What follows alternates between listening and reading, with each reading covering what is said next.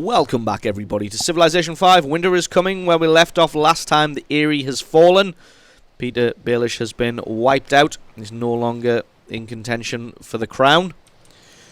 Stannis Baratheon lost his capital in Dragonstone. He just has Gulltown now. And in the biggest power move we've seen so far, Olenna Tyrell and Tywin Lannister have both simultaneously declared war on Mance Rayder. And we're going to see how this one goes, because the Lannisters are poised to attack Coldwater Burn and Newkeep and then send a huge force up through here to march on Winterfell. And they've got little bits everywhere. Even over here, Mance Rayder could make an attack against Sun House and take that away. But I think they are worried about Khal Drogo at the moment. He's just watching their machinations play out and laughing to himself.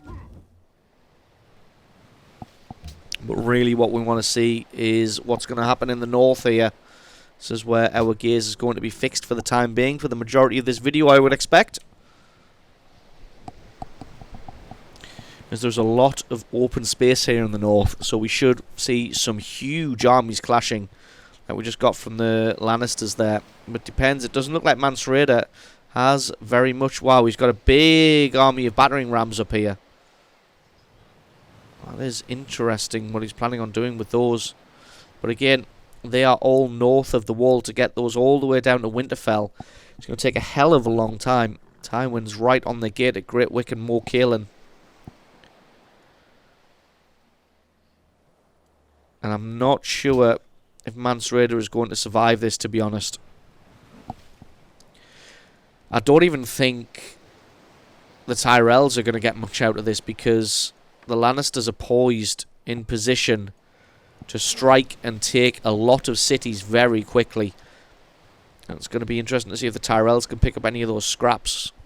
Although they should be marching north to Gulltown now and eliminate Stannis Baratheon, and then that'll just leave the top four, the big four of the Lannisters, Drogo, Tyrells, and Mr. Rayder, Mance Rayder.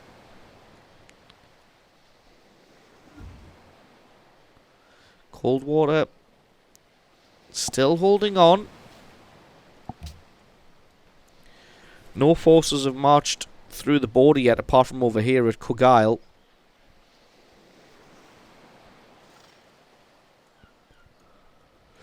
And I'm not sure if the Tyrells are wanting to march against Gulltown. They've kind of just stalled out a little bit. Over in the east, Mance Rayder is a much bigger force than the Tyrells. He will easily be able to take Sun House, but then where's that force going to go from there? It's going to have to be kept as defensive, because look at the Dothraki. They are poised for a war. You can see it in their eyes. Coldwater Burn still holding on. You saw how long it took for Mance Rayder to take it down. Maybe it'll take the Lannisters the same amount of time. Maybe, but I doubt it. Here we go. The armies are coming out of the woodwork for Mance. These battering rams, not really. They've started to move south, but not really quick enough. Tyrell's fleet kind of mingling around Dragonstone. Not really doing much. Same as around the Asida Hall. In the Narrow Sea, these fleets aren't very effective. You can see they're probably worried about the Dothraki. They've started to put a lot of Blood Riders into the water. It'll be interesting to see what they want to do with those. You can just see, it's just a matter of time before the Dothraki declare war on both Mance and Olenna. And just attempt to, as they say, mount the world. Coldwater has fallen to the Lannisters. And we've got a battering ram and a dick. Don't get taken out. He could retake Coldwater. There we go. Only got a battering ram now. Probably not going to be able to retake Coldwater. Looks like he's consolidating his forces further north. I think he's decided that Cogisle is just going to fall. Pulling back to defend the second line. And Winterfell, maybe.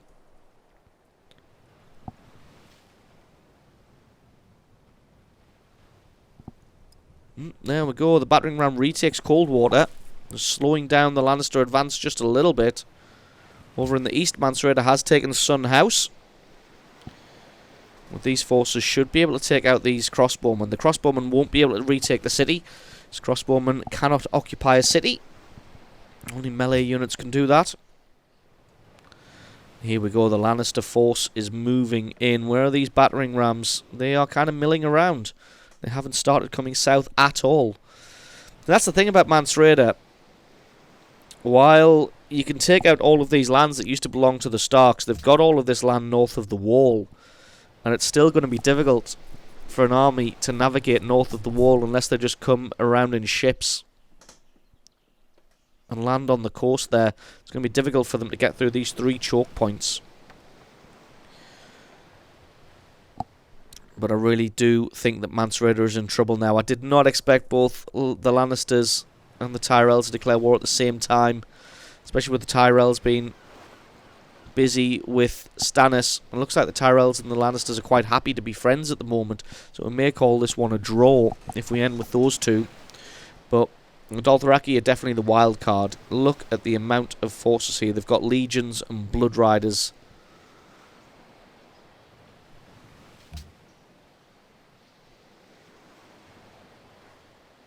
And there we go. Stannis has actually made peace with Olenna and managed to keep Gulltown. That is a surprise. That is a surprise. Gulltown could have been wiped out just there, Stannis, but no. He manages to make peace and keep his last remaining city. That is interesting. I wonder what it was that he offered that made the Tyrells accept that. Because she could have easily taken him out. Considering she'd lost a city in the east. Could have done with an extra city.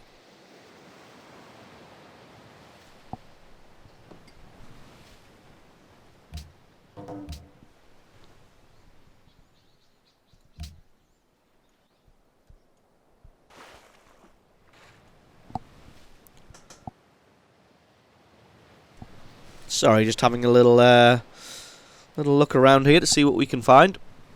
Now, if the Dothraki were able to land a sizable force down here, they could absolutely wreck the Tyrells. But it's getting there at the moment. They'd have to go through the Lannisters. Wow, look at this army from the Tyrells. Maybe that's what all of the Blood Riders are for. Kind of as a buffer zone. But if we take a look up north, it's not going well for Mance Rayder. He's lost Quagile. And the army's moving on towards Winterfell now. And I think this is going to be an absolute whitewash here. The Lannisters had that huge army from taking out the Vale. After Mance Rayder had used up a lot of his forces trying to take Coldwater Burn and eliminating all of the forces of Peter Baelish, Lannisters just swooped in and came in practically unopposed. And that was a smart move by the Lannisters. And a bit of a shame for Mance Rayder. He was in a good position, but he just got outmaneuvered and outplayed. That's why there was all the Blood Riders in the ocean. Because they were at war with Stannis Baratheon. But they weren't able to get to Gulltown. So they've made peace. And here we go. We've got the fighting line here. The Lannisters are attacking White Harbour, Winterfell. And Dalne? No idea. Although we could have a repeat here of the Lannisters using up a huge amount of their forces to try and take on Mance Rayder. And then the Tyrells could just swoop in and take a few of the cities at the end and then turn on the Lannisters. That would be interesting to see. I'm not sure if the AI is capable of such machinations. Over in the east, Mance Rayder's consolidated his position there. But the Dothraki still got a huge force building up around there. I would be very, very worried. That was Mance Rayder. And here comes the ships from the Tyrells. because that is a huge navy.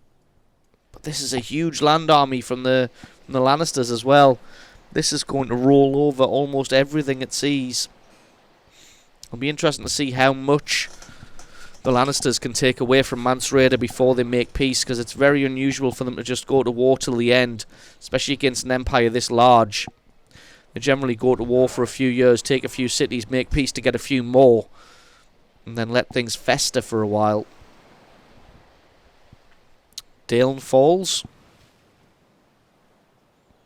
Genlech fell a while ago. Deepwood Moat is now under attack. Mance Rayder striking back against Hroroth. What are these names? The Tyrell's coming against Newkeep. Coldwater Burn is now secured. And Olenna Tyrell could do some good work against the coastal cities of Mance Rayder, if she so desired. And White Harbour poised to fall. Winterfell still holding strong. It's going to have the same effect that Coldwater Burn had for Mance Rayder, that Tywin might spend way too long rearranging his troops rather than just straight up attacking. With the amount of forces he's got, they are expendable. And here we go. The Dothraki have declared war on Mance Rayder, and look at that army. I would be surprised if these cities lasted this turn. Very surprised. So, if White Harbour does fall here, Mance Rayder's in a great position to just retake the city immediately. Because he's got 4 battering rams, some war mammoths, and some crossbowmen positioned. Winterfell's starting to take damage. But you can see the Wildling army starting to amass now. And it's not as large as the Lannister army, but they do have the added bonus of being with Winterfell. And there we go, the cities do just about survive. But the Dothraki horde is having none of this. They are going hard for Mance Rayder. It'll be interesting to see if they sail across the sea to try and land a force, or whether they just want to take those 2 cities away and then be done with it. To be honest, that's what my guess would be.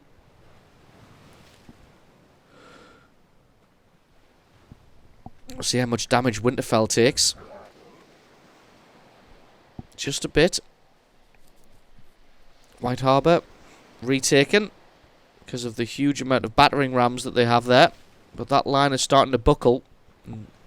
They're being overrun at Deepwood Moat as well. And over in the east, these cities will fall. Mance Rayder's been expelled to the sea. Trying desperately to make a run for it. Now it'll be interesting to see what the Dothraki do. Whether they put this horde to the sea, or just try and clear out Essos for themselves.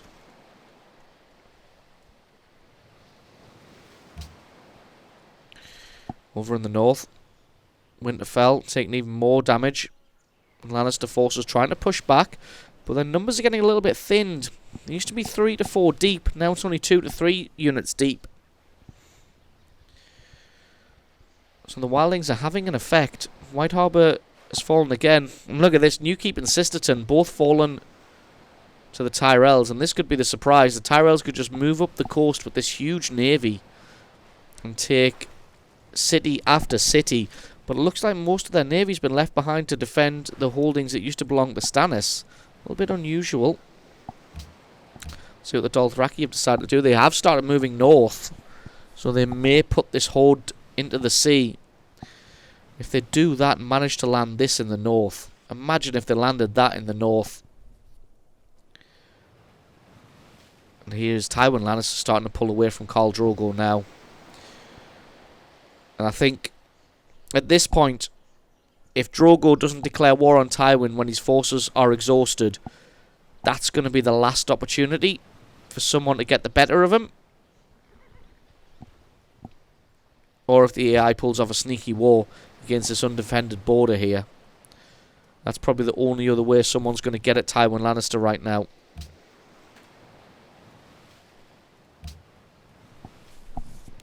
Because he's just got too big an army too big a score. Here we go, though. The wildlings still holding on to Winterfell. Their forces have arrived. I'm going to make a go of this. Winterfell has fallen, though. So has Deepwood Moat. And that's bad news for the wildlings.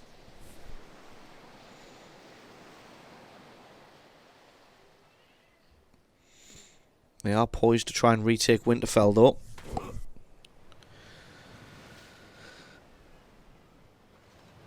No, not quite able to take it away this turn, which means they've probably lost it. And here we're going to get a huge clash of forces. Whoever walks out of this one with some forces remaining is probably going to win this war. It's definitely not over yet. Mance Rayder's been dealt a heavy blow, losing Coldwaterburn, Newkeep, Sisterton, Winterfell, Quigile, Delane, Deepwood Moat, and until recently White Harbour. But that's definitely not impossible to come back from, considering he's got this huge army around Arrak.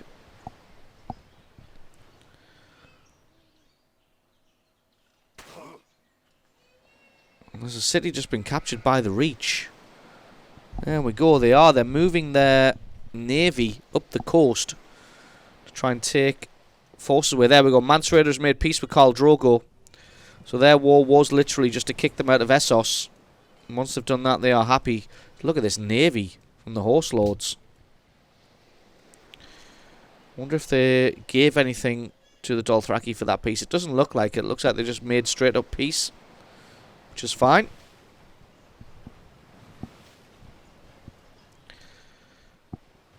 And Mance Rayder splitting his forces up a little bit. Some going towards Winterfell, some going towards Deepwood Moat. And they've just been taken out. Not playing it smart with his remaining forces. White Harbour falls again to the Lannisters. And this is going really, really badly for Mance Rayder right now. Like I said, the only way someone's going to oppose him is if they declare war in the next 10 to 15 turns while he's weakened from this war with Mance Rayder. Winterfell taking a serious amount of damage. White Harbour falling back to the wildlings. Jorand going back to the wildlings as well. I don't think he's got the navy. I might have the navy to contend with the Tyrells, but they're sending more ships up north now. And that's fallen to Tywin Lannister, in fact. Taking that one away from the Tyrells, which is very, very interesting. Giving Tywin even more power.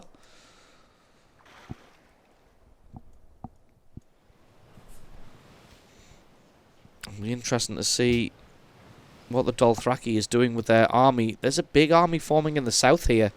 Maybe looking towards these three cities that belong to the Lannisters. Interesting to see where that horde has gone.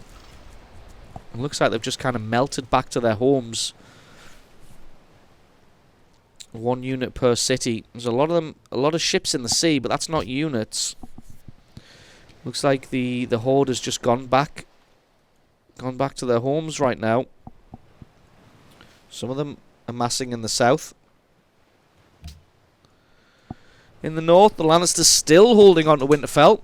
Don't know why the camera sent us down here.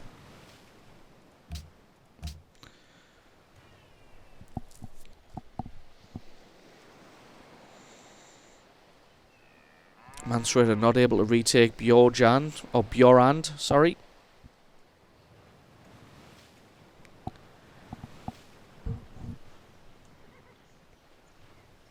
It looks like the Lannisters are definitely having the best of this this military engagement here.